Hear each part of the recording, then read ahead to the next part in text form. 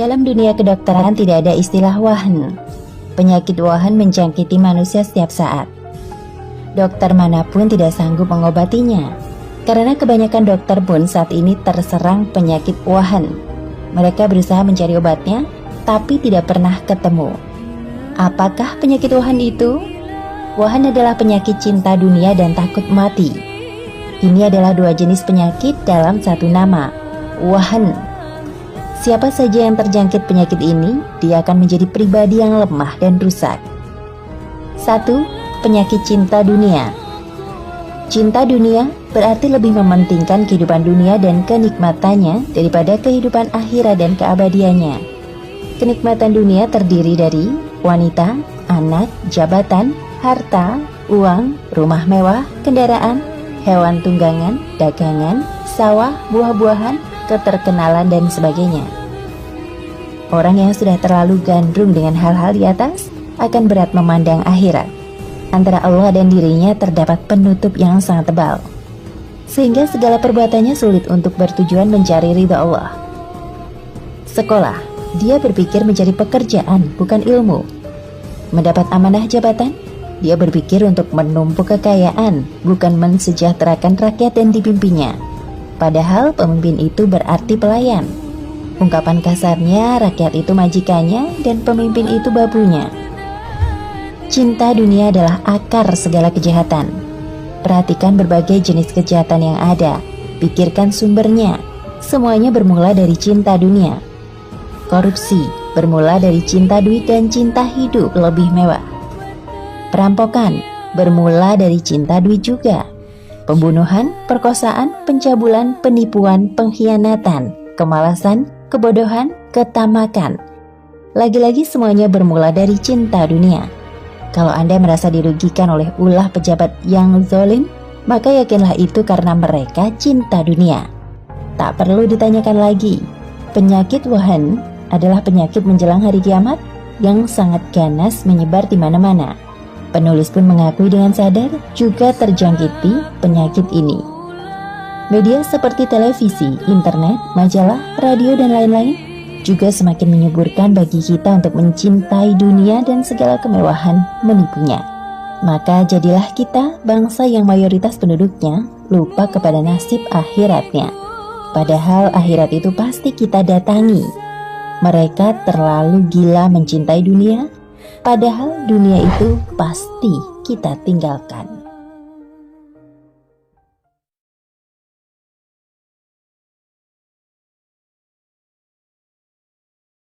Jamaah Jumat yang terhormat, hari ini umat Islam dalam posisi yang sangat terhina. Tidak ada sejarah Islam yang paling kelam kecuali kita hidup di zamannya ini, yaitu di mana jumlah kita banyak, tetapi kita tidak punya peranan. Kita terpinggirkan dalam hal politik, dalam hal ekonomi, bahkan bodoh tentang agama. Apa sebabnya? Apakah tidak ada umat Islam yang kaya? Ada yang kaya. Apakah tidak ada umat Islam yang pandai politik? Bahkan mayoritas mengaku muslim, menjadi anggota dewan, memegang tampuk kekuasaan, tapi bukan untuk menjayakan Islam. Bahkan Islam dihinakan oleh mulut dan perbuatannya.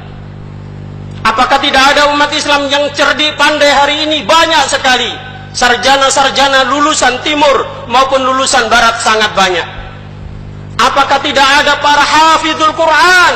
Setiap bulan, hampir setiap hari melahirkan wisudawan-wisudawan hafid Al-Quran. Bahkan lagi tren sekolah-sekolah penghafal Al-Quran. Apakah membawa perubahan Islam menjadi menang? Apakah Islam berjaya? Apakah umatnya mulia? Ternyata sama sekali tidak. Mari kita simak sabda Rasulullah SAW. Apa sebenarnya yang menjadi sebab ini? Dalam hadis riwayat Abu Daud, nomor hadis 4299, Rasulullah SAW mengatakan, nanti akan datang suatu zaman di mana kalian akan diperebutkan oleh musuh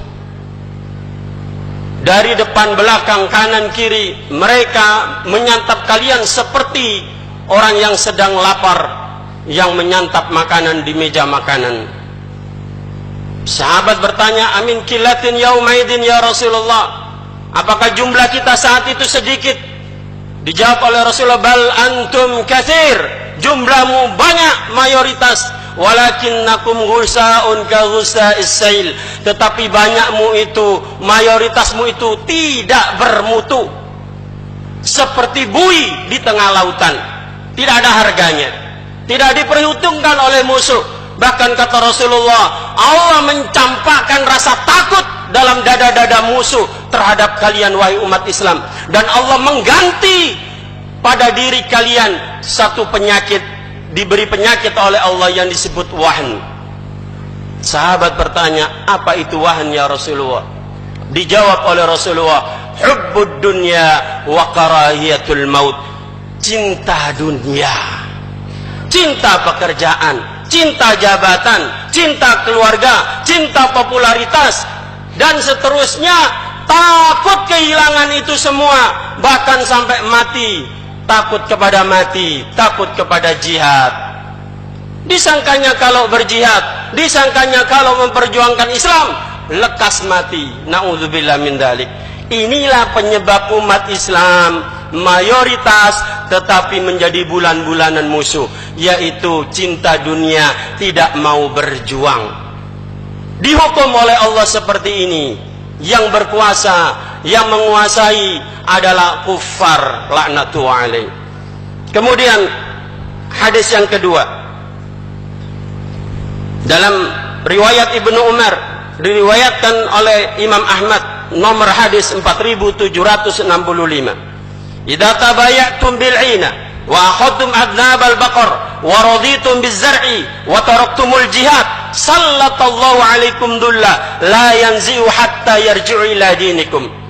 Apabila kalian sudah jual beli, saling berjual beli, transaksi bisnis dengan sistem riba, hari ini semua didorong untuk berbuat riba, sampai mata uang yang sudah riba saja mau diribakan pula.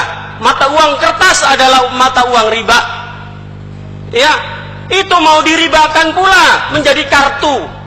Masuk tol harus pakai kartu, beli makanan apapun disarankan untuk riba. Hari ini terjadi, kita dipaksa untuk riba. Bahkan mulai tahun depan katanya beredar di medsos, kalau tidak ikut asuransi kesehatan riba, maka tidak mendapatkan pelayanan publik.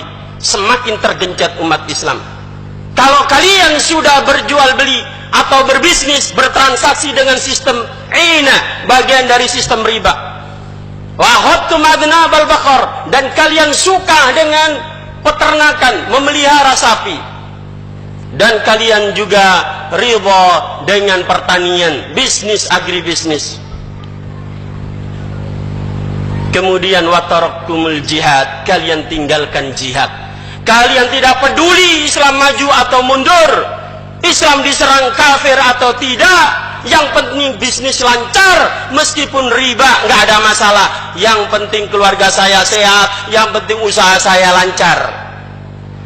Kamu tinggalkan jihad, nggak peduli perjuangan Islam, sallallahu alaikum dhulla, Allah akan beri kepada kalian kehinaan. Hina umat Islam hari ini. Betapa tidak hina mayoritas muslim.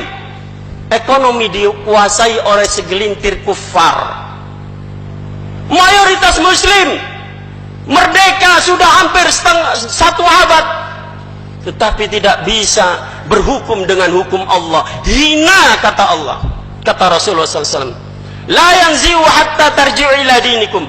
Kalian akan senantiasa dalam keadaan hina, tidak dicabut oleh Allah sampai kalian kembali kepada agama kalian, nurut sama Allah. Disuruh jihad, disuruh untuk takwa kepada Allah, tapi dasar kalian tidak mau nuruti Allah, maka kehinaan itu terus melekat.